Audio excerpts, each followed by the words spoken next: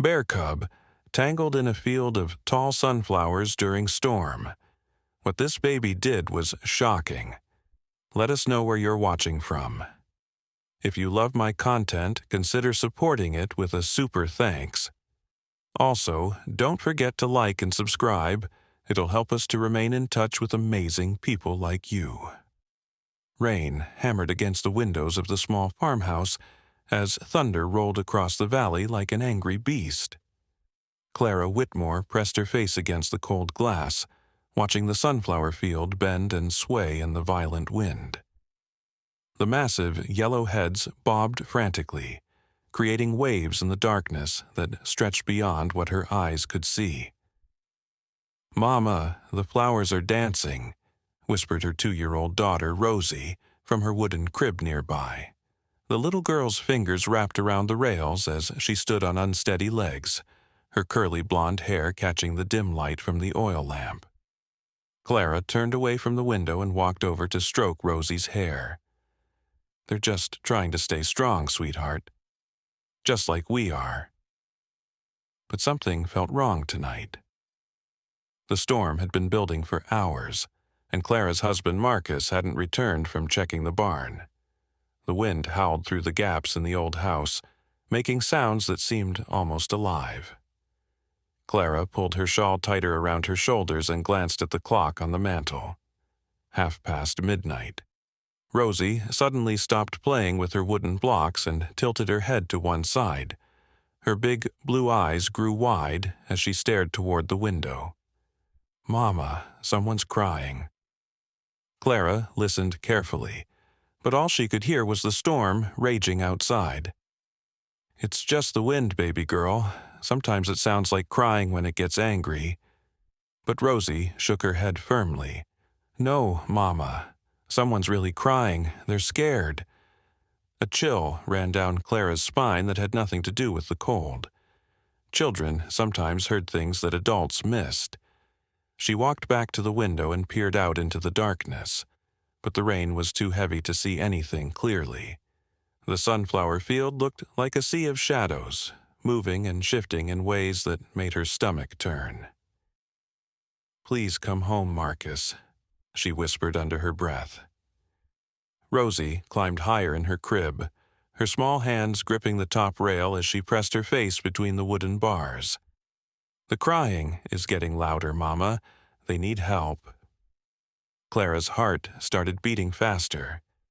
She lit another lamp and held it up to the window, but the light only reflected back at her from the rain-streaked glass. The storm seemed to be getting worse, not better. Lightning flashed across the sky, briefly illuminating the field in stark white light. For just a moment, Clara thought she saw something moving between the sunflower stalks, something small and dark that didn't belong there. "Did you see that?" she asked Rosie. But when she looked back at her daughter, the little girl was already climbing over the edge of her crib. "Rosie, no!" Clara rushed forward, but her daughter was surprisingly quick for such a small child.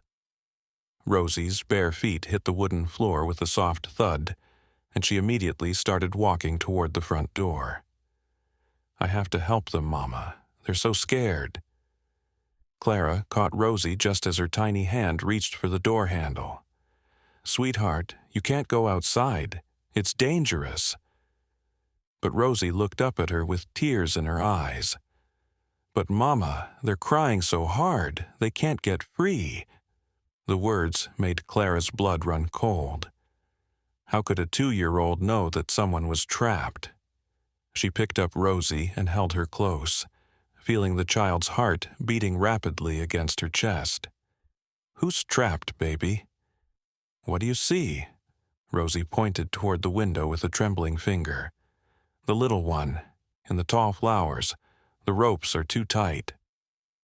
Clara looked out the window again, and this time she was sure she saw movement in the field. Lightning flashed again, and for a split second she could swear she saw something struggling among the sunflower stalks. Something that looked too small to be Marcus. The crying sound came again, carried on the wind. Now that she was really listening, Clara realized it wasn't the wind at all. It was something else entirely. Something that sounded desperate and afraid. Rosie began to struggle in her arms. "Put me down, Mama. I have to go help." "No, Rosie, it's too dangerous." But even as Clara said the words, she found herself walking toward the door. Her hand moved to the lock almost without her permission. The crying was getting louder now, more urgent. Whatever was out there was in real trouble. "Mama, please," Rosie whispered. "They don't have much time." Clara's hand froze on the door handle. How could her daughter possibly know that? She looked down at Rosie's face and saw something that made her breath catch.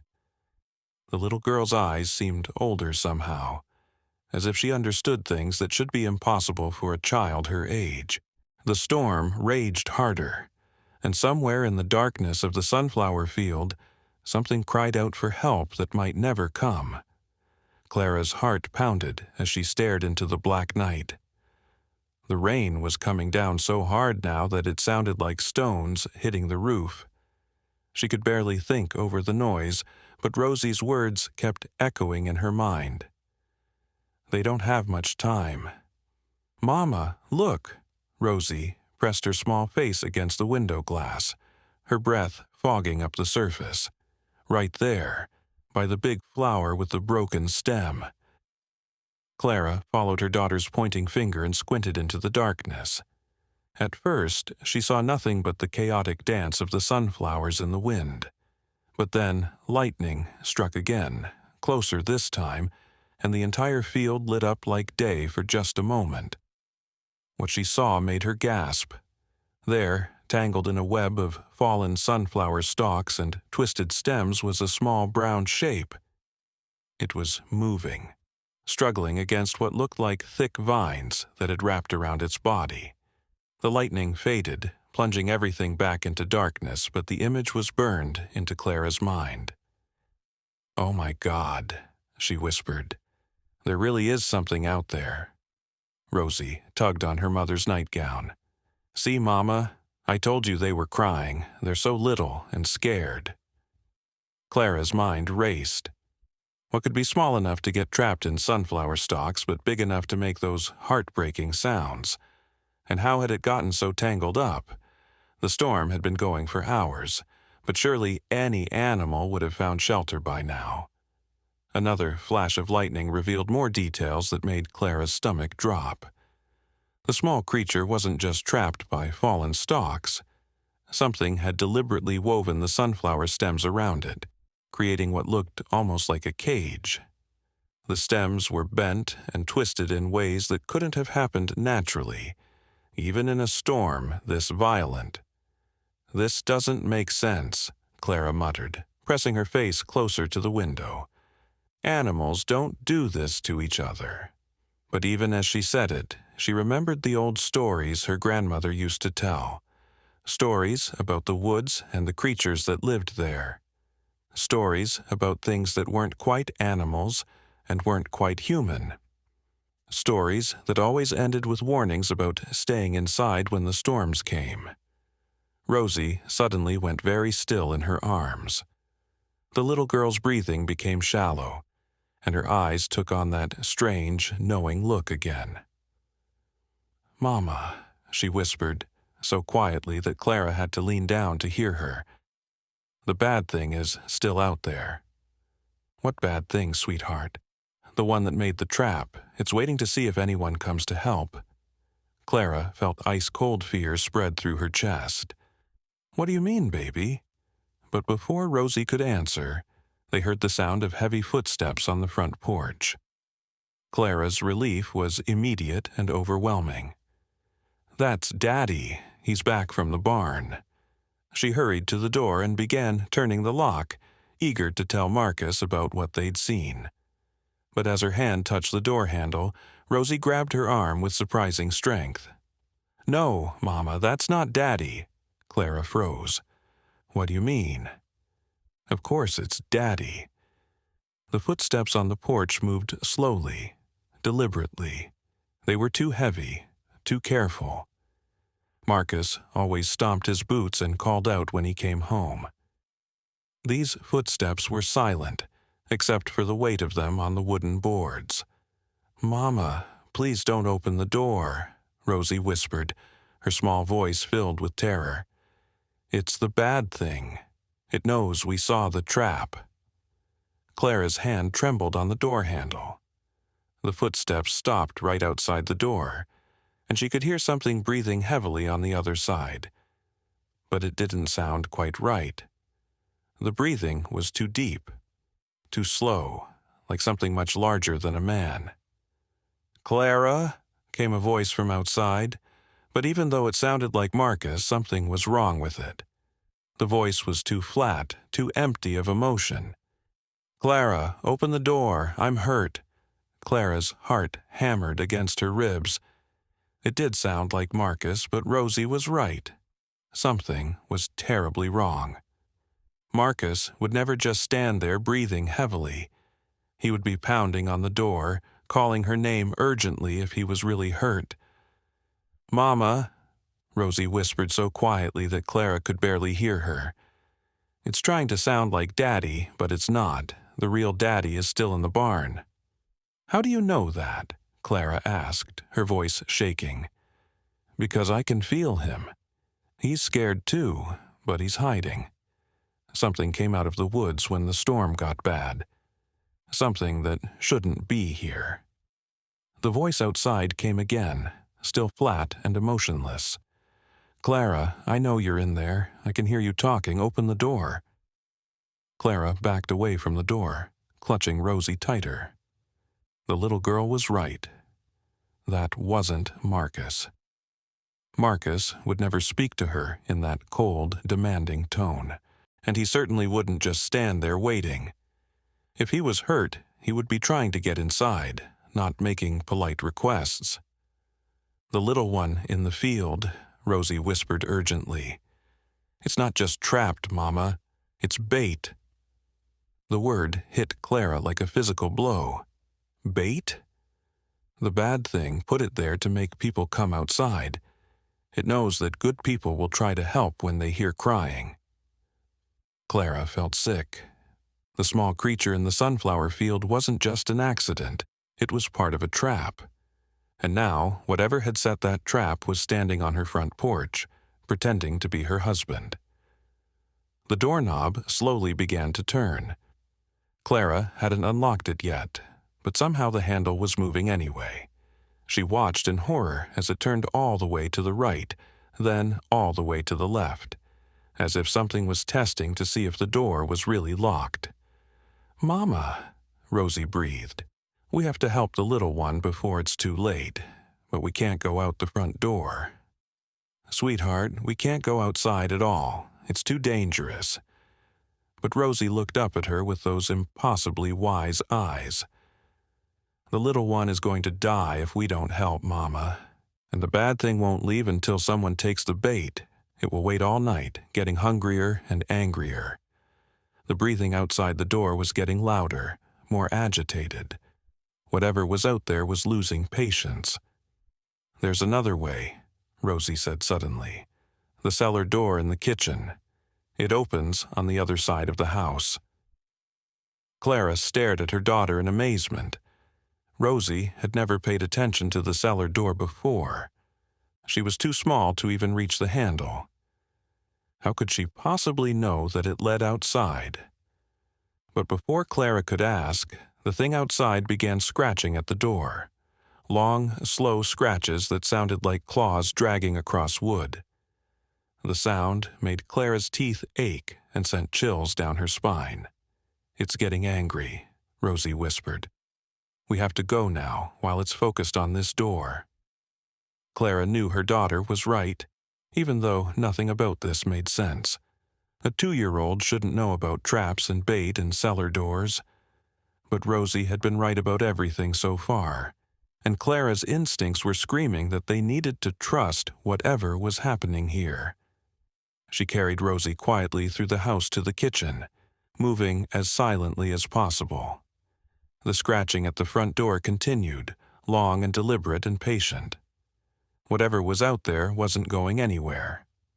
The cellar door was hidden behind a curtain in the corner of the kitchen. Clara had almost forgotten it was there. It led to the old root cellar that her grandfather had dug, and from there a set of stone steps led up to a wooden door that opened into the garden behind the house. "Mama," Rosie said, as Clara reached for the cellar door handle. "The little one in the field isn't just any animal. It's special. That's why the bad thing wants to catch people with it." Clara paused. "What do you mean, special?" "It has the same feeling as me," Rosie said simply. "The same knowing feeling. That's why I can hear it crying even when you can't." The scratching at the front door suddenly stopped. Clara held her breath, listening. For a moment, there was only the sound of the storm. Then she heard the heavy footsteps moving around the outside of the house, slow and searching. "It knows we moved," Rosie whispered. "We have to hurry." Clara opened the cellar door as quietly as she could. The wooden steps creaked under their weight as they descended into the musty darkness below. Clara had brought one of the oil lamps, and its flickering light cast strange shadows on the stone walls.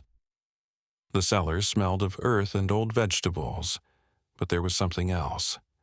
Something that made Clara's nose wrinkle with disgust. It smelled like something had died down here. "Don't look in the corner, Mama," Rosie said suddenly. "Just keep walking to the outside door."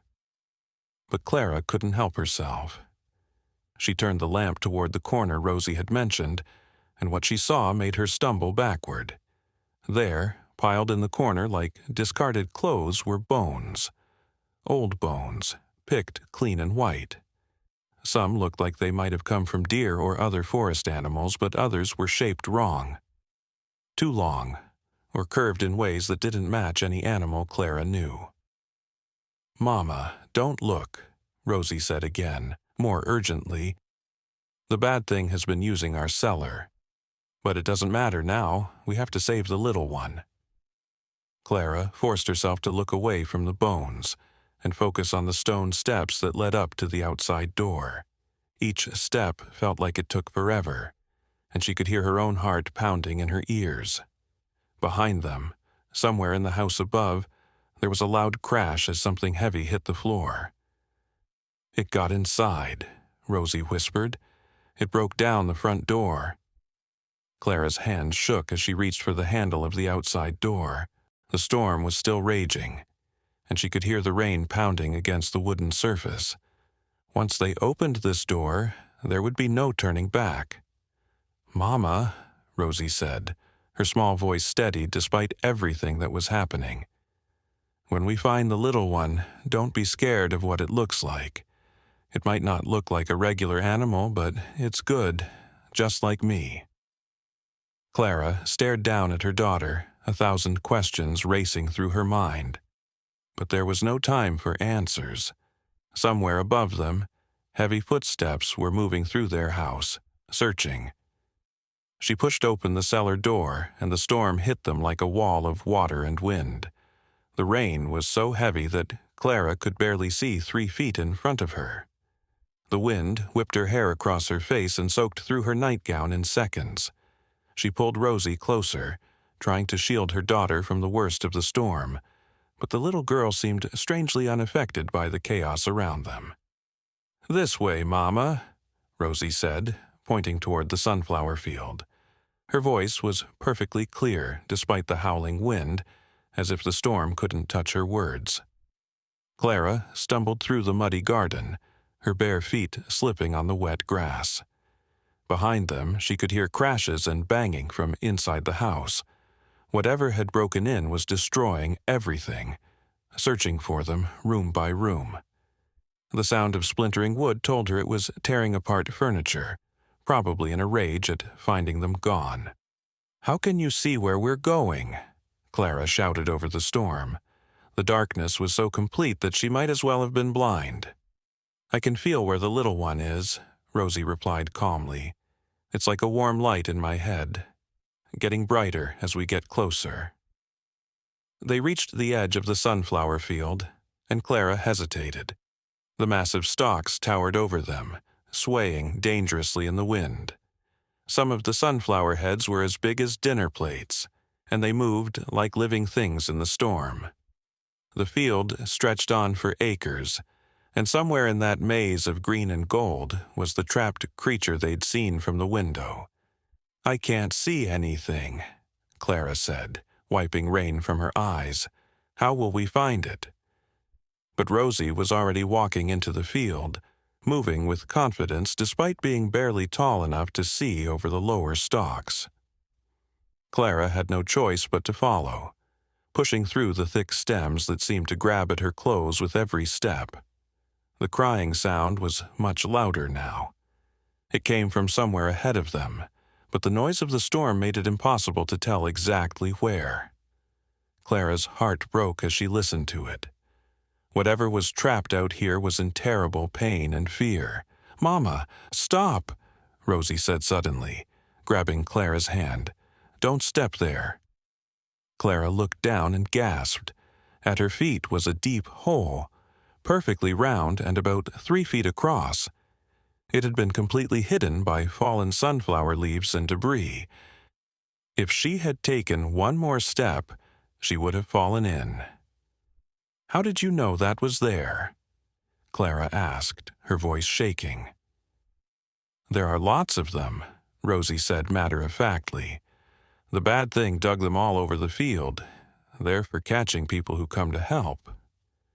Clara held up her oil lamp and looked around. Now that she knew what to look for, she could see the edges of more holes, carefully hidden but visible if you knew where to look. The entire field was a trap, designed to catch anyone who tried to rescue the crying creature. "This is insane," Clara whispered. "What kind of animal digs traps like this?" "It's not an animal, Mama. It's something else. Something that thinks like people, but isn't people." They continued deeper into the field, with Rosie guiding them around the hidden pits. The crying was getting louder and more desperate. Clara's heart raced as she imagined what they would find. The poor creature had been trapped here for hours, maybe all night. "Almost there," Rosie said, pushing aside a curtain of sunflower stalks. "Just past this big one with the broken stem." Clara followed her daughter around a massive sunflower that had been snapped in half by the wind. Its enormous head lay on the ground, crushed and wilted. And there, just beyond it, was what they had come to find. At first, Clara thought it was a small bear cub. It was about the right size, with thick brown fur that was matted with rain and mud. But as she got closer, she realized that something was very wrong with the way it looked. The creature had the body of a bear cub, but its eyes were too large and too intelligent. They were a strange golden color that seemed to glow in the lamplight, and they looked at Clara with an understanding that no animal should possess. When it saw them approaching, it made a soft sound that was almost like speech. "Oh, you poor thing," Clara whispered, kneeling down beside it. The creature was indeed trapped, but not just by fallen sunflower stalks as she had thought from the window. Someone had woven a net from thin branches and vines, wrapping it around the cub's body so tightly that it couldn't move. The net was expertly made, with knots that looked almost like they had been tied by human hands. "The bad thing made this," Rosie said, touching one of the knots. "It wanted to make sure the little one couldn't escape, no matter how hard it tried."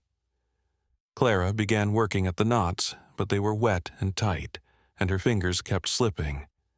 The creature watched her efforts with those strange golden eyes, making soft sounds that tugged at her heart. It was clearly exhausted from struggling against its bonds. "I can't get these knots loose," Clara said, frustration making her voice crack. "They're too tight, and the rain has made them even worse. Here, Mama." Rosie reached into the net and touched the creature's head gently. Immediately, it stopped struggling and became very still. I told it we're here to help. It understands now. Clara stared at her daughter in amazement. It looked like Rosie had somehow communicated with the creature without speaking. The golden eyes were now fixed on the little girl with something that looked almost like worship. "Rosie, how did you—" A loud crash interrupted her question. Somewhere behind them in the field, something was moving through the sunflower stalks. It was big and heavy, breaking the thick stems as it moved, and it was heading straight for them. "It found us," Rosie whispered, her calm demeanor finally cracking. "The bad thing followed our scent." Clara's hands moved frantically over the knots, but they still wouldn't budge. The creature in the net began to whimper again, sensing the approaching danger. The crashing sounds were getting closer, and Clara could hear something that sounded like heavy breathing mixed with a low growling sound. "Mama, we have to cut the net," Rosie said urgently. "Do you have anything sharp?" Clara searched through her pockets desperately but found nothing useful. She had rushed out of the house with only the oil lamp and the clothes on her back. The crashing sounds were so close now that she could see the sunflower stalks moving as something large pushed through them. Then Rosie did something that made Clara's blood run cold. The little girl pressed her hands against the wet net and closed her eyes. For a moment, nothing happened. Then the vines and branches began to smoke and hiss, as if they were being burned by an invisible fire. "Rosie, what are you doing?" But her daughter didn't answer. Her face was scrunched up in concentration, and sweat was mixing with the rain on her forehead despite the cold. The net continued to smoke and char, and Clara could smell something burning. With a soft snapping sound, the burned net fell away from the creature. It immediately struggled to its feet, shaking off the remaining pieces of vine. But instead of running away, it moved closer to Rosie and made a soft chirping sound. "I know," Rosie said to the creature, as if responding to something it had said. "But we all have to stay together now. It's too dangerous to split up." The crashing sounds stopped suddenly. Clara held her breath, listening. The silence was somehow more terrifying than the approaching noise had been. Whatever was hunting them had stopped moving, which meant it was probably very close. "It's deciding which way to go," Rosie whispered. "It can smell us, but the rain is making it hard to track exactly where we are." Clara looked around desperately. They were surrounded by tall sunflower stalks, but she could see gaps between them where the creature could easily push through. There was no real hiding place, and they were too far from the house to make a run for it. The freed creature moved even closer to Rosie and made another soft sound. This time, Rosie's eyes widened in surprise. "What did it say?" Clara asked, though she felt foolish for asking. "It knows a way out," Rosie said, "but we have to follow it exactly and we can't make any noise." The creature turned and began walking deeper into the field, moving with surprising grace despite its recent captivity. Rosie followed immediately, but Clara hesitated. "Sweetheart, are you sure we should trust it? What if it's leading us into another trap?" But Rosie looked back at her with those knowing eyes. "Mama, it's like me. It sees things other people can't see. It knows where the safe paths are." A low howl echoed through the field, coming from the direction they had just come from. It was a sound unlike anything Clara had ever heard, part animal, part something else entirely. It made her skin crawl and her teeth ache, and she knew without a doubt that whatever had made that sound was not something she wanted to meet. "Okay," she whispered. "Lead the way." They followed the creature deeper into the sunflower maze. It moved with complete confidence, weaving between the stalks and avoiding areas that looked exactly the same as everywhere else to Clara's eyes. Several times it stopped and held up a small paw, warning them to wait while it listened for danger. How does it know where to go? Clara whispered during one of these pauses. It can feel the safe ground, Rosie replied quietly. The bad thing didn't dig traps everywhere, just where it thought people would walk. They continued through the field for what felt like hours, though Clara knew it had probably only been minutes. The storm was still raging, but somehow the creature seemed to know which way the wind was blowing, and led them through areas where the sunflower stalks provided better shelter. Finally, they reached what looked like a small clearing in the center of the field. Here, several sunflower stalks had fallen over, creating a natural shelter. The creature led them into this space and then turned to face the way they had come, its golden eyes alert and watchful. "We can rest here for a moment," Rosie said, settling down next to the creature. "But not for long. The bad thing is still looking for us." Clara sat down heavily, her legs shaking from exhaustion and fear. The oil lamp flickered in the wind, threatening to go out and leave them in complete darkness. She pulled Rosie close, trying to share what little warmth she had. "Mama," Rosie said softly, "I need to tell you something important." "What is it, sweetheart?" "The bad thing isn't just hunting us because we saw its trap. It's hunting us because of what I am." Clara's heart stopped. "What do you mean, what you are?" Rosie looked up at her with eyes that seemed far too old for her young face. "I'm not like other children, Mama. I can do things that other people can't do, and the bad thing has been looking for someone like me for a long time." The creature beside them made a soft sound and moved closer to Rosie, as if trying to comfort her. Clara stared at her daughter, pieces of a puzzle she hadn't even known existed suddenly falling into place. "The bones in the cellar," Clara said slowly. "How long has that thing been living under our house?" "Since before I was born," Rosie replied. "It was waiting for me to get old enough to be useful to it." Another howl echoed through the field, closer this time. Whatever was hunting them was getting better at tracking their scent despite the rain. Clara could hear the sound of sunflower stalks being pushed aside as something large moved through the field, searching methodically. "What does it want you for?" Clara asked, though she wasn't sure she wanted to know the answer. But before Rosie could reply, the creature beside them suddenly tensed, its golden eyes fixed on something behind Clara, and it made a low warning sound that raised the hair on the back of her neck. Clara turned around slowly, dreading what she might see. Standing at the edge of their small shelter was a figure that looked like Marcus, but Clara knew immediately that it wasn't her husband.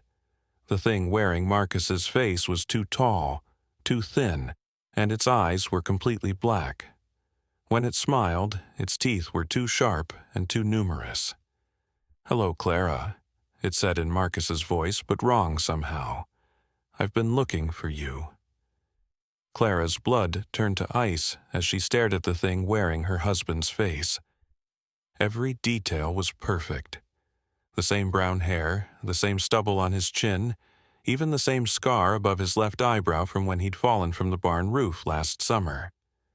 But those eyes, those horrible black eyes that seemed to swallow light instead of reflecting it, gave away the truth.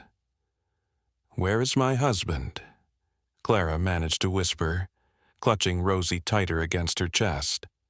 The false Marcus tilted its head in a way that was almost bird-like, studying her with those empty black holes where eyes should be. "Marcus is safe for now. He's sleeping very peacefully in the barn, dreaming such interesting dreams. I've been borrowing his memories, you see, learning about his life, his wife, his very special daughter." The creature beside them let out a low growl and positioned itself protectively in front of Rosie. Its golden eyes were fixed on the shapeshifter with obvious hatred and fear. "Ah, and there's my little bait," the false Marcus said, smiling that terrible smile with too many teeth. You've caused me quite a bit of trouble, haven't you? I spent weeks preparing that trap, weaving those nets just right, placing you in the perfect position to lure helpful humans into my field, and then these two had to come along and ruin everything." "You used it," Clara said, her voice shaking with anger. "You used an innocent creature as bait to hurt people." "Innocent?" The thing laughed, and the sound was nothing like Marcus's warm chuckle. It was cold and sharp, like glass breaking. "Oh, Clara, you have no idea what you're dealing with, do you? That little friend of yours is no more innocent than your daughter is normal." Rosie spoke for the first time since the shapeshifter had appeared, her small voice steady and defiant. "Leave us alone. You can't have what you want." The false Marcus's attention snapped to her like a snake striking. Its black eyes seemed to grow even darker, if that was possible. "Can't I, little one? I've been waiting for you to ripen for 3 long years, living in the darkness beneath your house, watching you grow, waiting for your abilities to strengthen. Do you know how patient I've had to be?" 3 years? Clara's mind reeled. "You've been living under our house for 3 years?" "Oh, much longer than that," the creature replied, still staring at Rosie with hungry fascination. "I felt her coming before she was even born. The moment she was conceived, I could sense the power growing inside your womb. I knew I had to be here when she arrived." Clara felt sick. This thing had been watching them, waiting, planning, for Rosie's entire life. Every milestone, every first word, every bedtime story. It had all been observed by something that wanted to use her daughter for its own twisted purposes. "What do you want with her?" Clara demanded, though part of her didn't want to know the answer.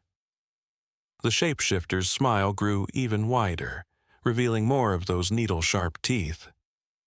"Want? I don't just want her, Clara, I need her.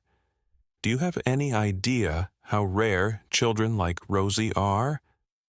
How long I've searched for one with her particular gifts?"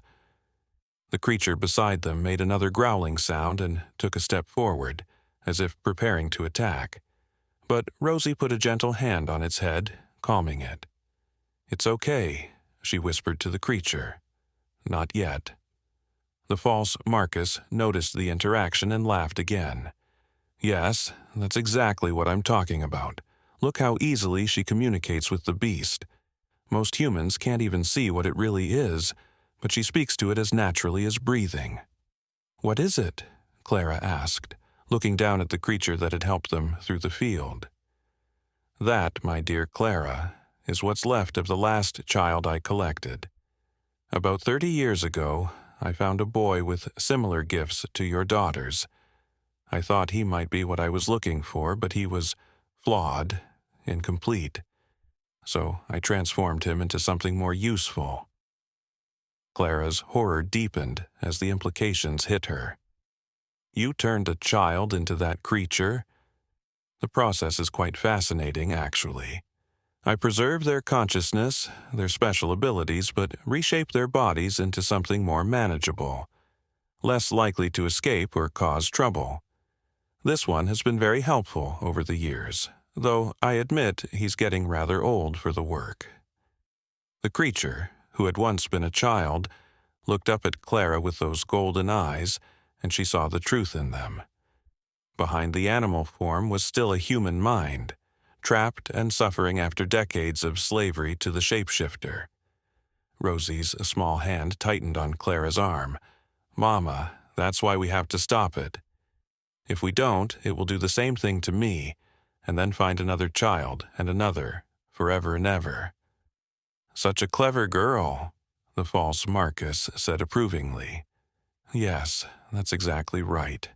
Though I must say, you're by far the most promising candidate I've found. Your abilities are already so much stronger than his were at your age." The shapeshifter began to move closer, its borrowed face shifting slightly as if the disguise was becoming harder to maintain. "Now, I think we've chatted long enough. It's time to come home, Rosie. I have such wonderful things planned for you." But as it stepped forward, something unexpected happened. The creature that had once been a boy suddenly leaped between the shapeshifter and Rosie, its golden eyes blazing with defiance. "Get out of my way, old friend," the false Marcus said, its voice becoming less human by the second. "You know you can't fight me. I made you what you are." The creature stood its ground, making sounds that were almost like words. Clara couldn't understand them, but Rosie apparently could. "He says his name was Thomas," Rosie translated, tears streaming down her face, "and he says he won't let you hurt another child." The shapeshifter's face began to change, Marcus's features melting and shifting into something far more horrible. Its skin became gray and mottled, its limbs stretched longer, and its fingers extended into claws that clicked against each other. "Thomas always was too sentimental," it hissed, its voice now completely inhuman. "Fine. If you want to be difficult, I'll deal with you first, and then collect my prize." But before it could attack, Rosie did something that surprised everyone. She stood up and stepped forward, placing herself between the creature and the shapeshifter. "No," she said firmly, "you won't hurt Thomas anymore, and you won't hurt anyone else ever again." The little girl's hands began to glow with the same strange energy she had used to burn through the net. But this time, the light was much brighter, and Clara could feel heat radiating from her daughter's small body. "Rosie, get back," Clara cried, reaching for her daughter.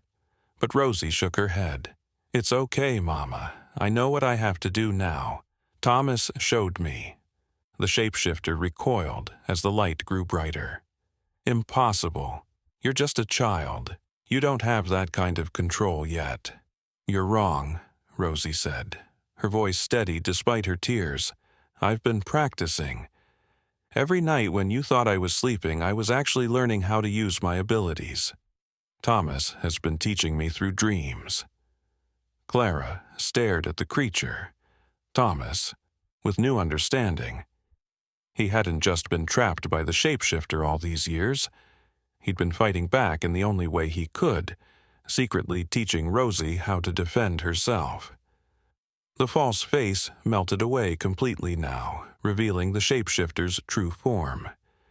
It was tall and skeletal, with gray skin that looked like old leather. Its head was too large for its body, and its mouth was filled with rows of sharp teeth like a shark's. But it was the eyes that were the most terrifying. Not black anymore, but a swirling vortex of darkness that seemed to pull at Clara's sanity. "You little fool," it snarled at Rosie. "Even if you can hurt me, you can't kill me. I'm far older and stronger than you can imagine. I've survived for centuries by taking children like you and using their power to sustain myself."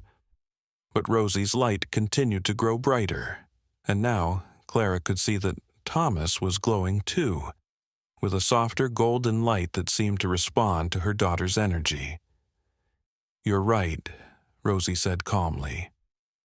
"I probably can't kill you by myself, but I'm not by myself, am I?" The shapeshifter looked around nervously, as if expecting to see more enemies emerging from the sunflower stalks. But Clara realized that Rosie wasn't talking about reinforcements. "Thomas has been storing up power for 30 years, Rosie continued.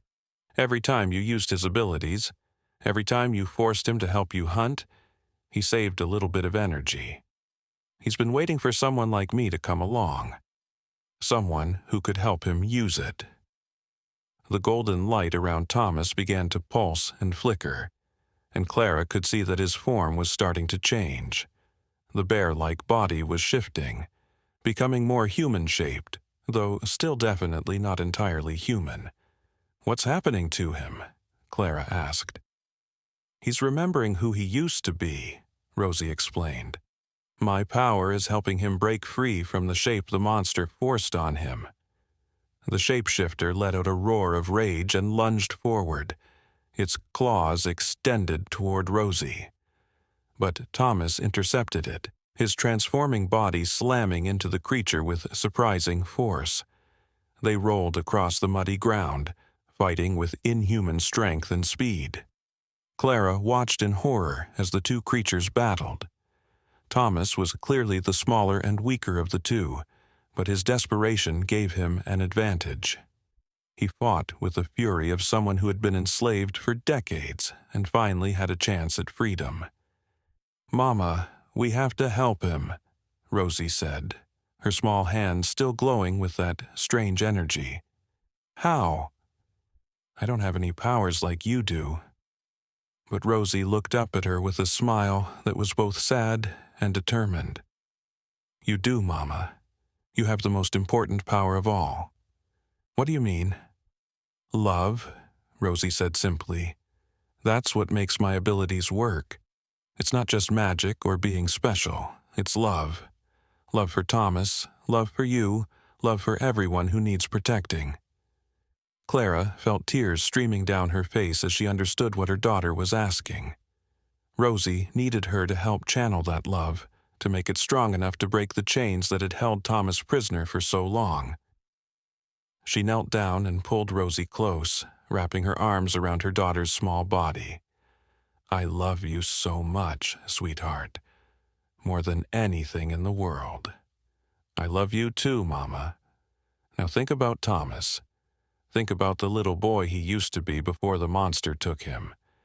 Think about all the children who might be safe if we can stop this thing tonight." Clara closed her eyes and tried to imagine Thomas as he had been. A young boy with bright eyes and a curious smile, probably not much older than Rosie was now. She thought about his parents, who had probably never known what happened to their son. She thought about all the other children who might disappear if the shapeshifter was allowed to continue its hunt. The love and determination she felt began to flow through her, and she could feel it joining with Rosie's power. The light around them grew even brighter, and now it was tinged with warm colors, gold and pink and soft blue, like a sunrise. The shapeshifter noticed the change immediately. It threw Thomas aside and turned toward them, its horrible face contorted with fury. "No, I won't let you ruin everything. I've worked too hard, waited too long." But as it charged toward them, Thomas recovered and grabbed one of its legs, tripping it and sending it crashing to the ground. The fall gave him just enough time to position himself between the shapeshifter and the glowing mother and daughter. "Now, Thomas," Rosie shouted, "use our power." Thomas's form solidified, and Clara could see that he now looked mostly human, though his eyes still glowed with that golden light. He was tall and thin, probably in his 30s if he had aged normally, with dark hair and kind features that reminded Clara painfully of what he must have looked like as a child.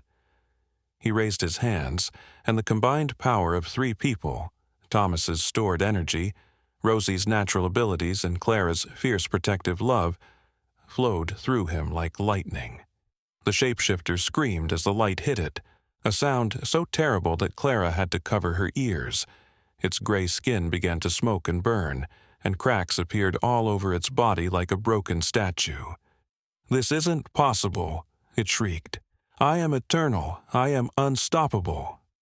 But Thomas spoke for the first time in 30 years, his voice hoarse but filled with triumph. "You were wrong about one thing, monster. Love is stronger than fear. And we're not afraid of you anymore." The light grew so bright that Clara had to close her eyes.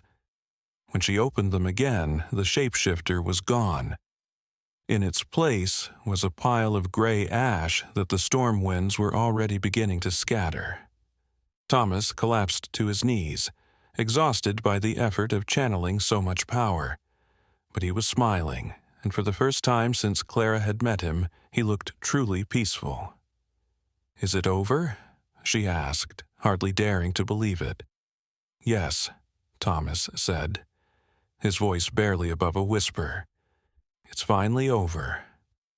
But even as he spoke, Clara could see that something was wrong. Thomas's form was becoming translucent, as if he was fading away.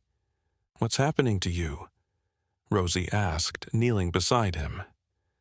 Thomas reached out and touched her face gently. "I used up everything I had left to destroy the monster. I don't have enough energy to keep this form anymore."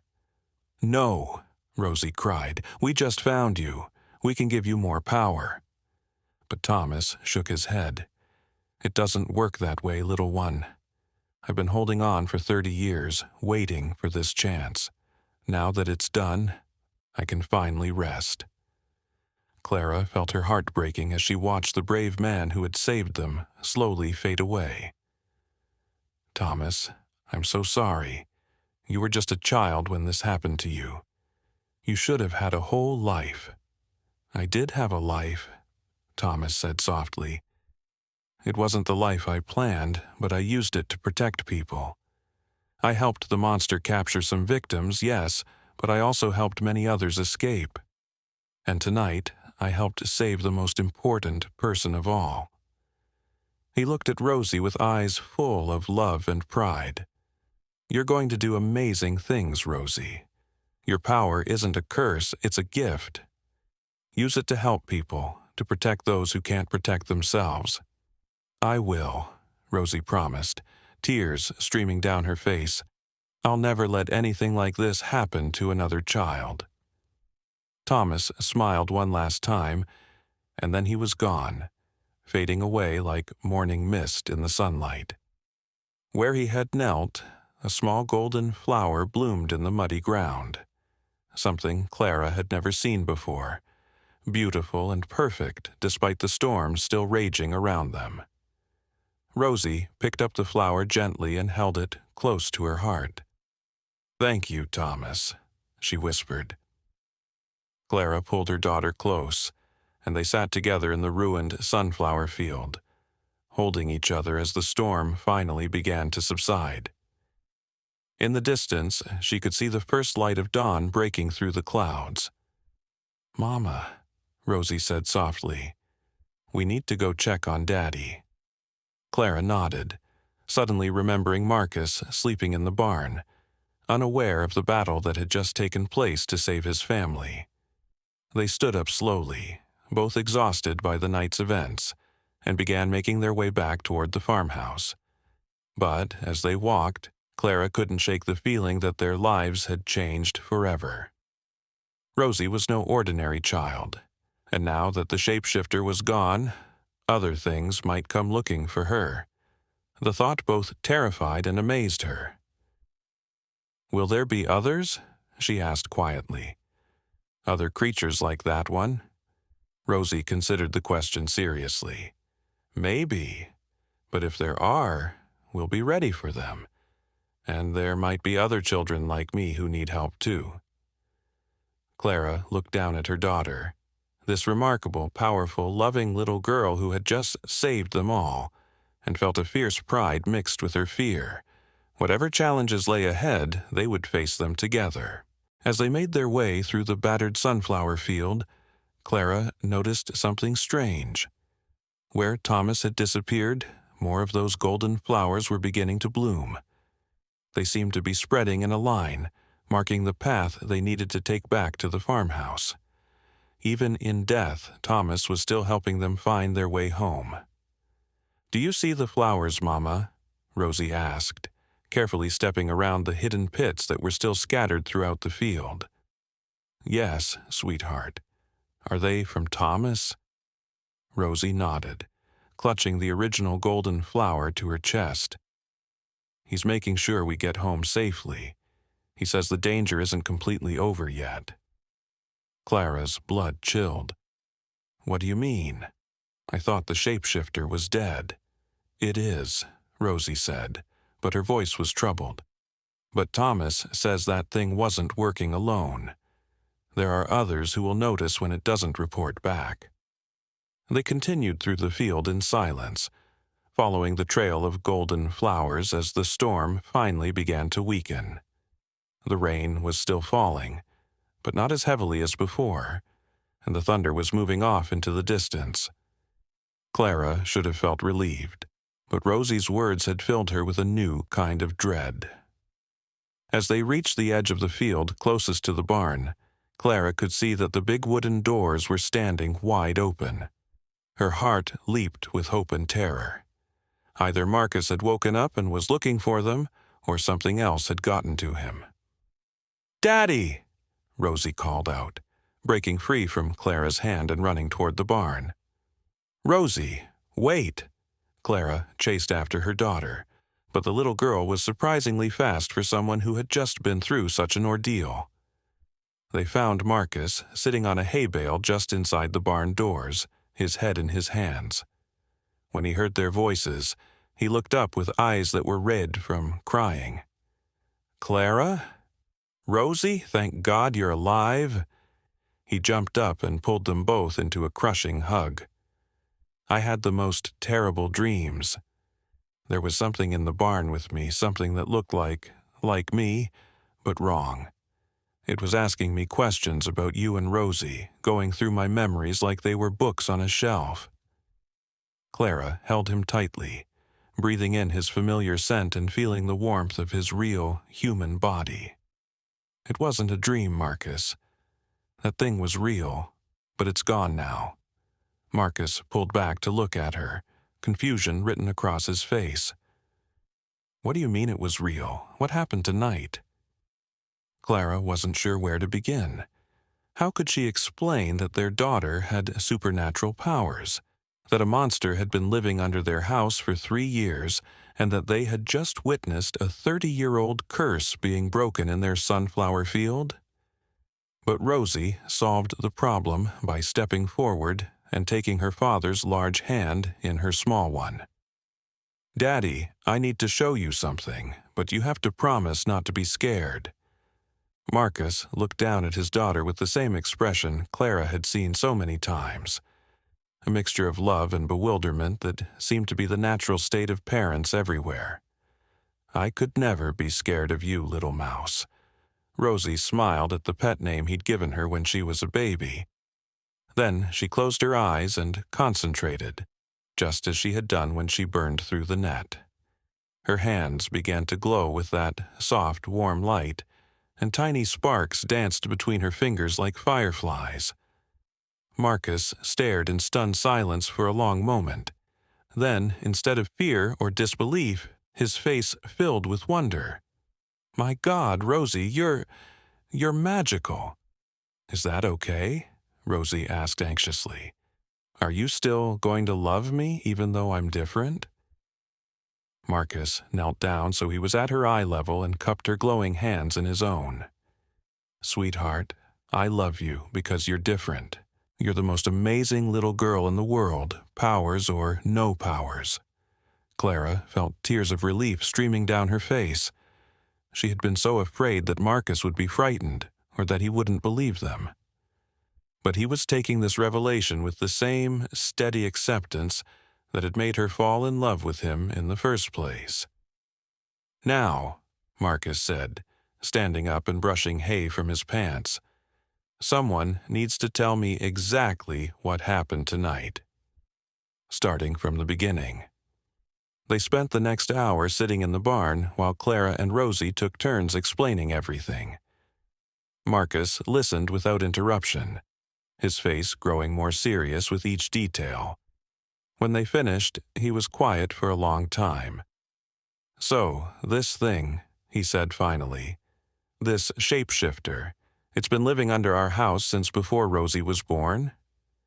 "That's what it said," Clara confirmed. "It was waiting for her to get old enough for her powers to develop." Marcus ran his hands through his hair, a gesture Clara recognized as his way of dealing with stress. "And there might be others coming to look for it?"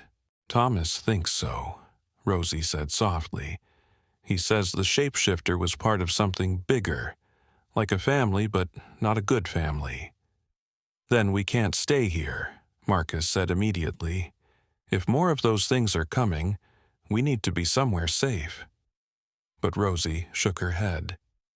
"Running away won't help, Daddy. They'll just follow us, and then we'll be somewhere strange where we don't know the land or the hiding places. Besides, this is our home." "She's right," Clara said, though it pained her to admit it. "We're better off here where we know every tree and rock, and—" She hesitated, then continued. "Rosie isn't the only one with abilities now." Both Marcus and Rosie looked at her in surprise. "What do you mean?" Marcus asked. Clara held out her hand, palm up, and concentrated on the feeling she had experienced when she was helping Rosie channel power against the shapeshifter. After a moment, a tiny spark of light appeared in her palm, warm and golden like a miniature sun. "I don't understand it," she said, staring at the light in amazement. "But when I was helping Rosie tonight, something changed in me. Like her power awakened something that was already there, just sleeping." Rosie clapped her hands together in delight. "I felt it too. When we were fighting the monster, you weren't just giving me love, you were giving me real power."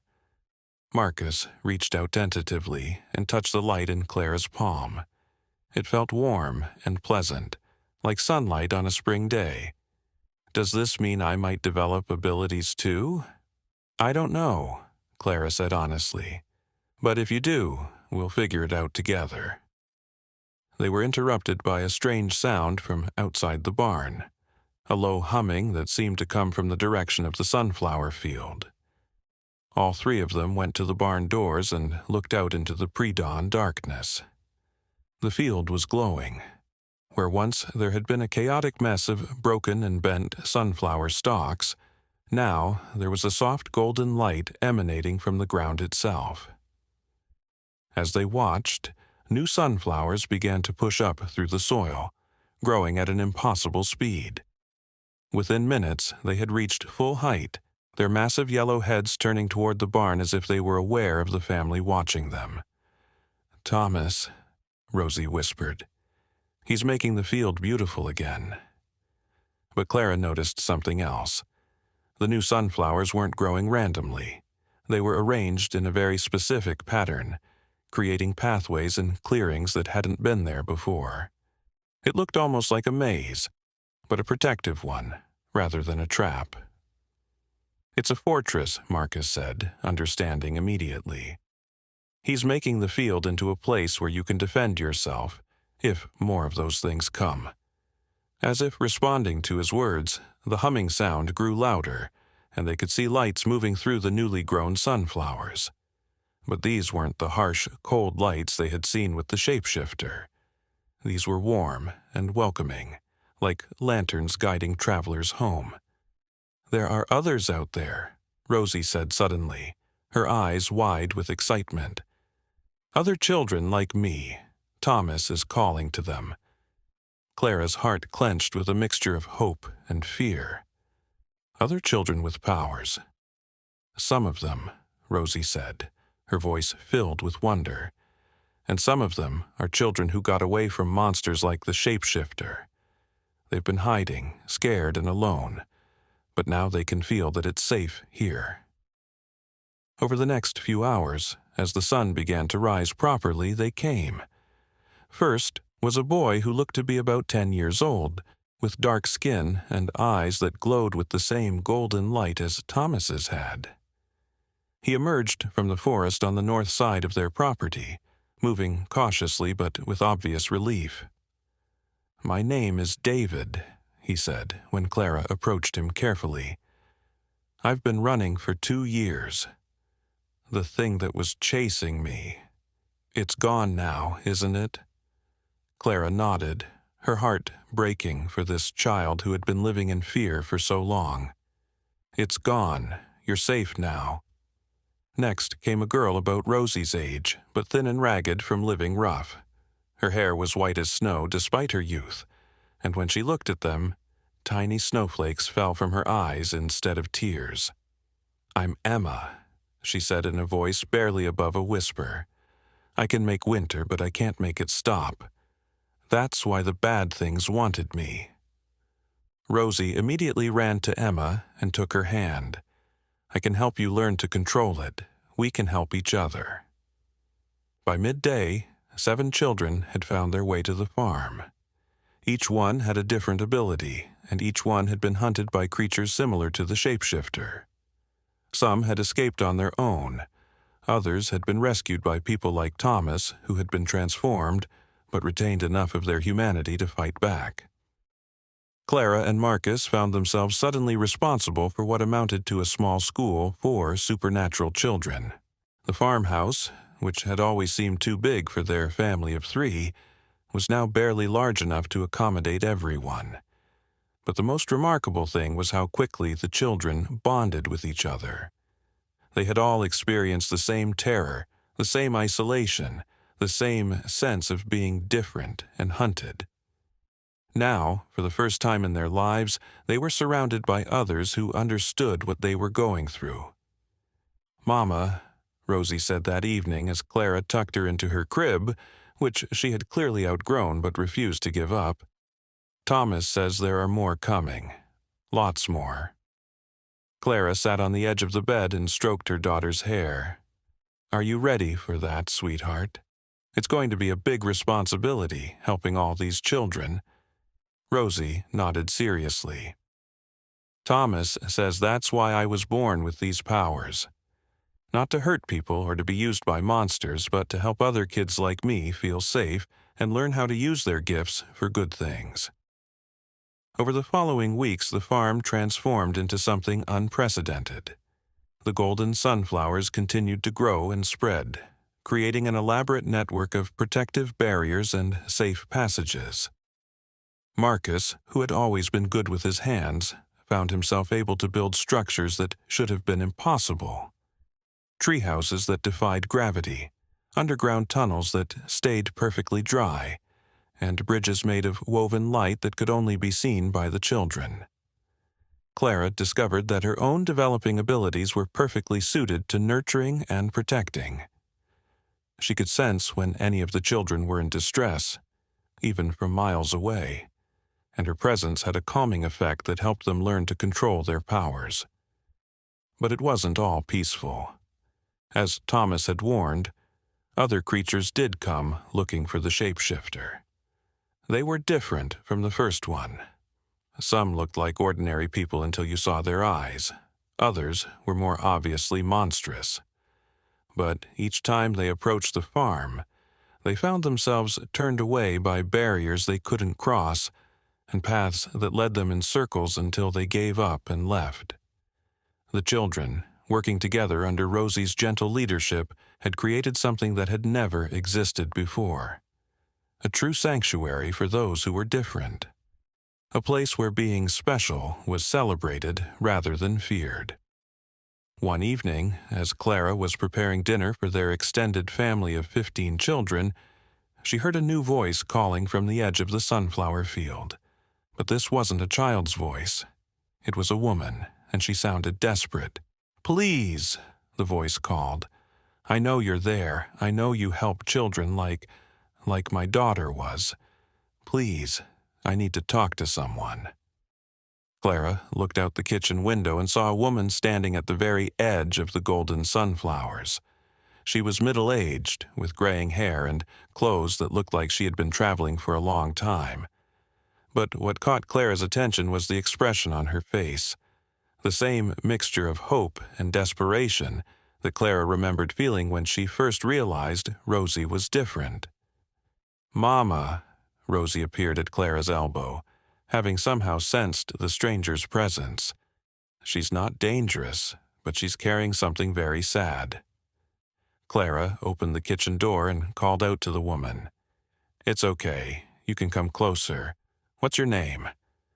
The woman took a few tentative steps forward, and Clara could see that she was clutching something in her arms, a bundle of cloth that looked like it might be clothing. "My name is Sarah Mitchell," the woman said, her voice breaking. "My daughter she was like your children. She could make plants grow just by touching them. She was only 8 years old when they took her." Clara's heart sank. She had been dreading this moment, the arrival of parents whose children hadn't been as lucky as the ones who had found their way to the farm. "When did this happen?" Clara asked gently, stepping out into the yard. "3 months ago," Sarah said, tears streaming down her face. "We lived in a small town about 50 miles north of here. Men came in the night, men who looked normal but weren't. They said they needed children like Emma for something important, something that would benefit everyone. They made it sound like an honor." Clara felt cold fury building in her chest. There were more of them out there, more creatures like the shapeshifter, and they weren't just hunting individual children anymore. They were organizing, recruiting, maybe even convincing parents that giving up their special children was the right thing to do. "What happened to Emma?" Clara asked, though she was afraid to hear the answer. Sarah held up the bundle she was carrying, and Clara could see now that it was a small dress, carefully folded and preserved. "They brought this back to us a week later. They said she had been chosen for a great purpose and that we should be proud. But I knew they had killed her." Rosie appeared beside Clara, having followed her outside despite the fact that this was clearly an adult conversation. She looked up at Sarah with those wise, compassionate eyes that seemed far too old for her young face. "She's not dead," Rosie said simply. Sarah gasped and dropped to her knees. "What do you mean? Do you know where she is?" "She's changed, like Thomas was changed," Rosie explained. "But she's still alive, still herself inside. And I think I might be able to help her." Clara stared at her daughter in shock. "Rosie, what are you saying?" "Remember how Thomas started to look human again when we were fighting the shapeshifter? That wasn't just because the monster was dying. It was because our power was helping him remember who he used to be." Sarah was looking back and forth between them with confused hope. "I don't understand. Who is Thomas?" Clara knelt down beside the grieving mother and gently explained about Thomas, about the shapeshifter, and about what they had learned about the creature's ability to transform their victims. With each word, Sarah's expression grew more hopeful and more determined. "So you're saying Emma might still be alive, just changed?" "It's possible," Clara said carefully. "But Sarah, even if she is alive, we don't know where she is or how to find her." But Rosie was already shaking her head. "Thomas is still with us, Mama. Not in a body, but his spirit is in the flowers, in the protective barriers around our home. He might be able to help us find the other children who were taken." That night, after Sarah had been given a room and a hot meal, the children gathered in the main room of the farmhouse for what had become their evening ritual. They would sit in a circle, hold hands, and share their experiences and fears with each other. It helped them process their trauma and learn to use their abilities in positive ways. But tonight was different. Tonight, they were going to attempt something that had never been tried before, using their combined powers to reach out across the countryside and search for other children who had been taken and transformed. "Are you sure about this?" Marcus asked Clara quietly, as they watched the children arrange themselves in a circle on the living room floor. "No," Clara admitted. "But if there's even a chance that Emma and other children are still alive out there, we have to try." Rosie took her place in the center of the circle, and the other children joined hands around her. Clara could feel the power building immediately, not harsh or dangerous like it had been during the fight with the shapeshifter, but warm and searching, like a gentle hand reaching out in the darkness. "I can feel them," Rosie whispered, her eyes closed in concentration. "There are so many of them, Mama, children who were taken and changed, and they're so scared and confused." One by one, the other children began to speak, their voices mixing together in a strange harmony. I see a girl who can control water, but she's trapped in a cage of ice. There's a boy who can talk to animals, but he's been made to look like a wolf. I feel someone who can heal people, but she's being used to keep the monsters healthy and strong." The litany went on and on, each child's unique abilities allowing them to sense different aspects of the transformed children's situations. Clara felt tears streaming down her face as she realized the scope of what they were dealing with. There weren't just a few isolated cases. There was an entire network of these creatures, and they had been systematically collecting special children for years, maybe decades. "Mama," Rosie said suddenly, her voice urgent, "they're all in the same place. All the children who were taken recently. There's a big building, like a school, but wrong, and there are adults there who look normal, but aren't." Sarah, who had been watching from the doorway, stepped forward. "Where? Where is this place?" But before Rosie could answer, every light in the house went out at once. The children's circle broke as they looked around in confusion, and Clara could hear Marcus moving around in the darkness, trying to find the oil lamps. "Something's wrong," Rosie said, her voice filled with fear. "For the first time since the night they fought the shapeshifter, they felt us looking for them. They know where we are now." The darkness seemed to press in around them like a living thing, and Clara could hear her own heartbeat thundering in her ears. Outside, the wind had picked up again, making the house creak and groan in ways that sounded almost like whispers. "Everyone stay calm," Marcus said, his voice steady despite the circumstances. Clara could hear him moving around, and a moment later, the warm glow of an oil lamp pushed back some of the darkness. But as the light spread through the room, they could see that something had changed. The windows, which had been clear just moments before, were now covered with what looked like frost. But it wasn't cold in the room. If anything, it felt warmer than before. "That's not frost," Emma said, the little girl with the snow-white hair stepping closer to examine the windows. That's my ice, but I didn't make it." Clara felt a chill that had nothing to do with temperature. "What do you mean?"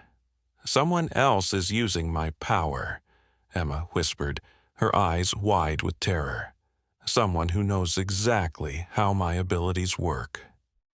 Before anyone could respond, they heard a sound that made everyone's blood run cold, the voice of a child calling from outside. But it wasn't just any child's voice. It was Emma's voice, identical in every way. "Mama!" the voice called from the darkness beyond the frosted windows. "Mama, I'm home. I escaped. Please let me in." Sarah gasped and started toward the door, but Marcus caught her arm. "Wait, that's not possible." "But it sounds exactly like her," Sarah said, tears streaming down her face. "What if she really did escape? What if she found her way here?" Rosie shook her head slowly. "It's not Emma. It's one of them, using her voice, her memories, maybe even her appearance." The voice came again, closer this time, filled with desperate pleading. "Mama, please. They hurt me so badly, but I got away. I just want to come home." Sarah was struggling against Marcus's grip, her maternal instincts warring with the logic of what the children were telling her. "How can you be sure? How can you know it's not really her?"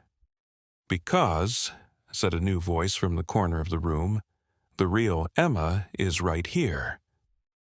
Everyone turned to look, and there, stepping out of the shadows like she had been there all along, was another little girl. She looked exactly like the Emma they had been told about.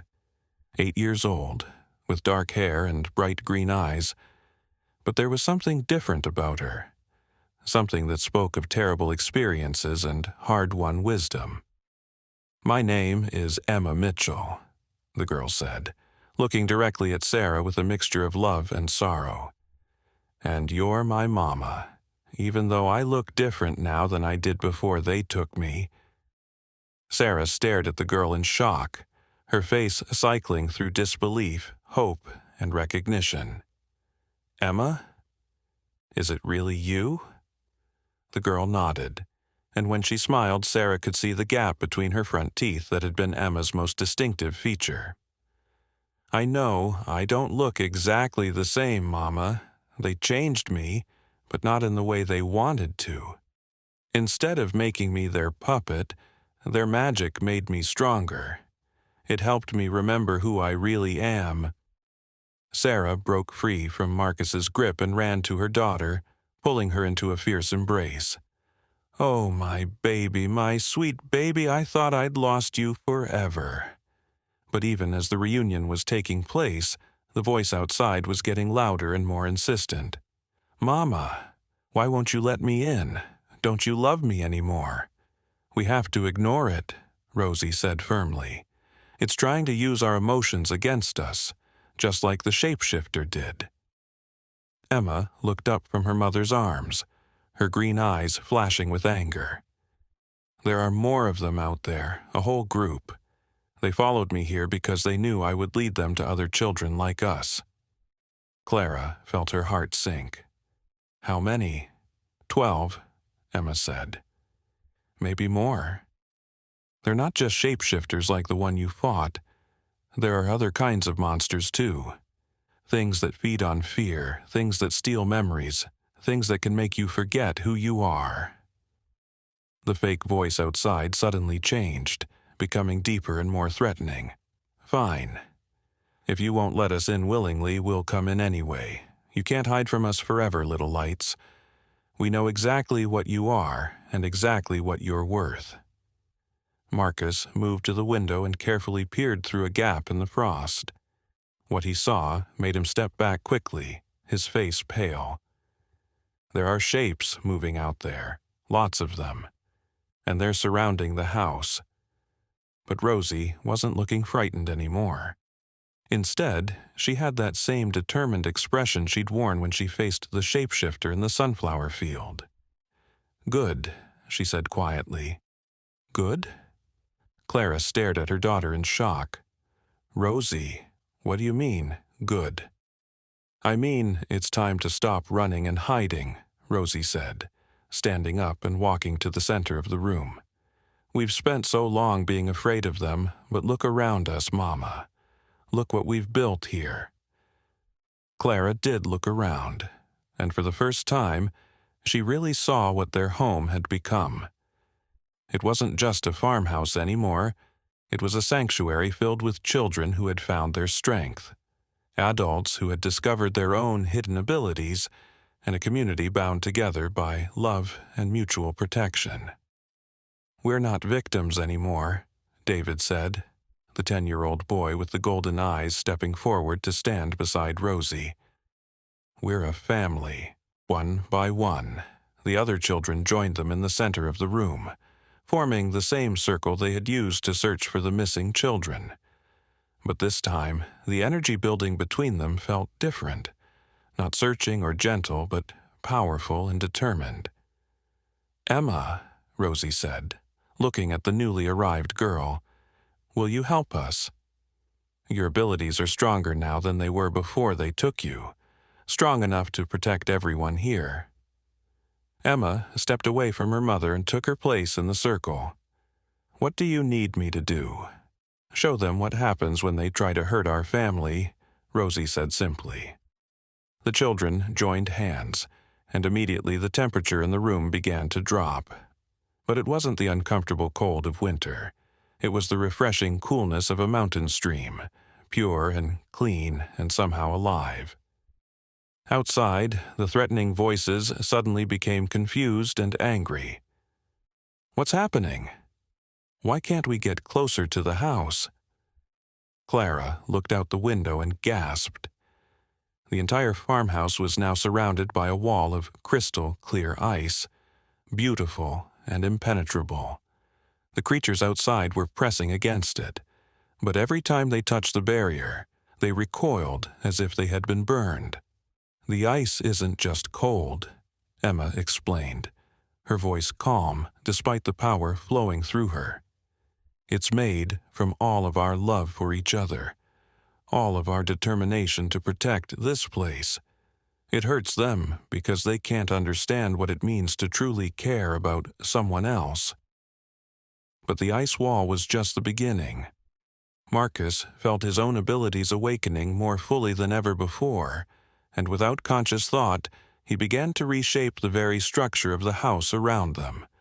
Walls became stronger, windows became unbreakable, and the foundation itself grew deeper and more solid. Clara found that her nurturing power had evolved as well. She could sense the fear and pain of every creature outside, and instead of using that knowledge to hurt them, she began to project feelings of peace and healing toward them. Some of the monsters, the ones who had once been human, began to remember what they had lost and started to weep. The other children added their own abilities to the mix. David's golden light joined with the ice to create barriers that pulsed with warm energy, while a girl named Sophie who could control plants caused the golden sunflowers to grow even taller and stronger, their stems weaving together into an additional layer of protection. "Stop!" came a voice from outside, louder and more commanding than the others. "You're destroying them. You're making them remember what they used to be." Through the ice wall, they could see a figure approaching, tall and elegant, dressed in expensive clothes that seemed out of place in the rural setting. Unlike the other creatures, this one looked completely human, but there was something about its posture and movements that suggested vast age and power. "Let me guess," Rosie said, her voice carrying clearly through the barriers. "You're the one in charge, the one who's been collecting children like us for your experiments." The figure stopped just outside the ice wall and smiled, but it was a cold expression that never reached its eyes. "Very good, child. Yes, I am what you might call the administrator of our organization. I've been overseeing the collection and development of special individuals like yourselves for quite some time." "How long?" Clara called out, stepping protectively in front of the children. "Oh, several centuries now," the administrator replied casually. "You see, children with abilities like yours are incredibly rare and incredibly valuable. With the proper training and modifications, they can be shaped into tools of tremendous power." "You mean slaves," Emma said, her voice filled with righteous anger. "I prefer the term resources," the administrator said, "but the terminology isn't important. What matters is that you've caused us considerable inconvenience. The facility where we conduct our work was damaged when you conducted your little search earlier tonight. Several of our subjects experienced reversions, similar to what has apparently happened to young Emma here." Clara felt hope blooming in her chest. "You mean the other children are breaking free?" "Some of them, yes, which is why I've come personally to collect you. Your combined abilities are clearly strong enough to undo our work, which makes you both a threat and an opportunity." The administrator raised one hand, and the creatures surrounding the house began to change. They grew larger and more monstrous, their shapes becoming less human and more predatory. "You can maintain your barriers for now, but we are patient. We can wait as long as necessary, and eventually you'll have to come out." But Rosie was smiling now, and Clara recognized that expression. It was the same look her daughter had worn right before she destroyed the shapeshifter. "You're right about one thing," Rosie said.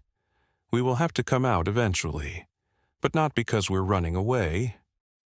The little girl stepped forward until she was standing right at the ice wall, so close to the administrator that they were almost touching. "We're coming out because there are other children out there who need our help. And we're not going to let you hurt them anymore." The combined power of all the children suddenly surged outward, not as an attack, but as a beacon. It raced across the countryside like a wave of pure light, reaching out to every transformed child, every hidden victim, every person who had ever been touched by the organization's cruelty. And they answered. From all directions, figures began emerging from the darkness, some walking on 2 legs, some running on 4, some flying through the air on wings of light. They were the children who had been taken and changed, but like Emma, they had been strengthened by their ordeal rather than broken by it. "Impossible," the administrator whispered, backing away from the ice wall as dozens, then hundreds of liberated children converged on the farmhouse. "You made one mistake," Rosie said, her voice carrying across the field to reach every ear, human and otherwise. "You thought that changing us would make us weaker, but all you really did was help us find each other." The administrator and its creatures found themselves surrounded by an army of children who had once been their victims. But instead of seeking revenge, the children began to sing, a wordless harmony that seemed to come from the earth itself. As the song grew stronger, something miraculous happened. The creatures began to change back into their original forms. The transformations that had been forced upon them dissolved like ice in the spring sun, revealing the humans they had once been, not just children, but adults who had been taken and changed decades or even centuries ago. The administrator tried to run, but found that its feet wouldn't move. The song was affecting it too, stripping away layers of power and malice that it had accumulated over the centuries. "What are you doing to me?" it gasped, its elegant appearance beginning to crack and fade. "We're helping you remember," Rosie said gently. "You were human once too, weren't you? Before you chose to become something else?" The administrator's face contorted with rage and fear, but underneath those emotions, Clara could see something else, a flicker of memory, of pain, of loss. Whatever this creature had become, it had started as something else, something that had once known love and hope and joy. "I don't want to remember," the administrator whispered. "It hurts too much." "I know," Rosie said, and her voice was filled with compassion. "But the hurt is what makes us human, and being human is what makes us strong." The song reached its crescendo, and with a sound like glass breaking, the administrator's false form shattered completely.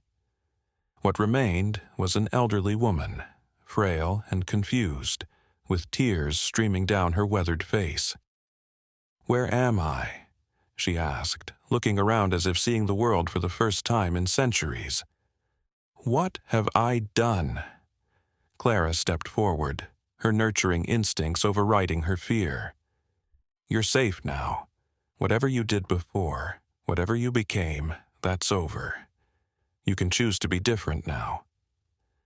The ice wall melted away, and for the first time since the siege began, there was true silence around the farmhouse. The creatures were gone, transformed back into the people they had once been. The organization that had terrorized special children for centuries had been dissolved by the simple power of remembering what it meant to be human.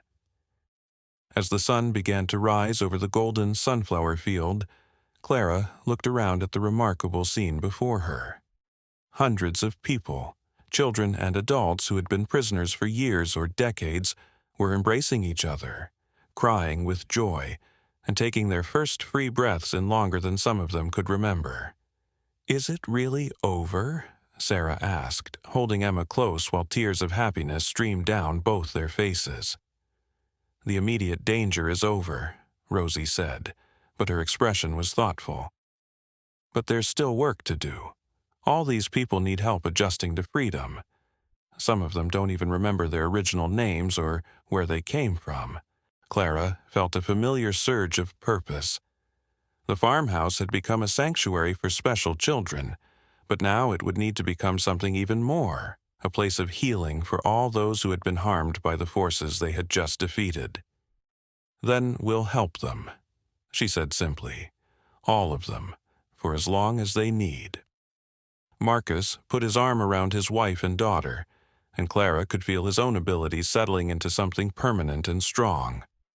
They had all been changed by this experience, all of them awakened to powers they never knew they possessed. "So, what happens now?" he asked. Rosie looked out over the crowd of freed prisoners, then up at the golden sunflowers that Thomas's spirit had grown to protect their home.